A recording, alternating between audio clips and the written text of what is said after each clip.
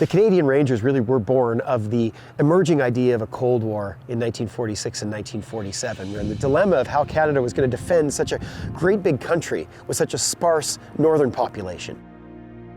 So one of the solutions was, what about going and turning to people who actually live in those areas themselves? Giving them a light amount of equipment, only a rifle and a couple hundred rounds of ammunition. The uniform consisted of an armband, give them very modest training, and basically ask these people to serve as eyes and ears for the Canadian military in their regions.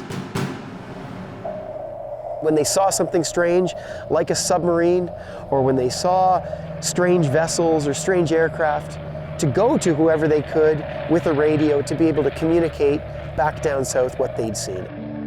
At other times, they undertook search and rescue and also played a key role in guiding and assisting Southern forces that came north to their homeland to go and actually operate. So the Rangers slowly took shape in the 1940s and early 1950s, growing out not only into the territorial north, but also down the Pacific coast and also out into what became Newfoundland and Labrador. And it grew modestly to about 2,700 people by 1957. And then the Canadian military took a different approach to defending its remote areas. Things changed with the onset of the Soviet bomber threat and the creation of dramatic radar lines, particularly the distant early warning lines spanning the Canadian Arctic, which seemed to render obsolete both the threat of a land force invasion and the need for people on the ground to be looking to the skies. So a lot of the attention shifted away from the Rangers, who were there on the ground. They continued a very quiet existence during the 1960s, so that by the end of that decade, the Rangers really didn't have as clear of a role anymore. By the early 1970s, the military faced the dilemma of whether to actually shut down and disband the Rangers or recreate it in a different form. And they chose the latter option. So the Rangers were re-stood up. In the north, it was very much decided by sovereignty issues now, following the test run of an American supertanker to see whether or not the Northwest Passage, Canada's waters, would actually be used as a transit route to carry American oil down to the eastern seaboard from Alaska.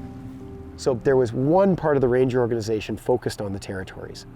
At the same time, a second organization of Rangers focused on the Atlantic, particularly Newfoundland, Labrador, and the northern shore of Quebec, to continue to be coast watchers. So these two organizations persisted up until the late 1980s. At this moment, there was a tremendous focus on what the Rangers could offer in the Arctic, which propelled a tremendous period of growth in the 1980s and 90s.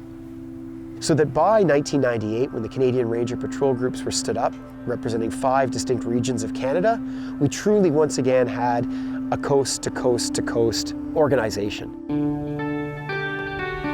By the new millennium, their tasks had changed to get rid of a combat focus, so very much a focus on support to domestic operations and support to sovereignty operations.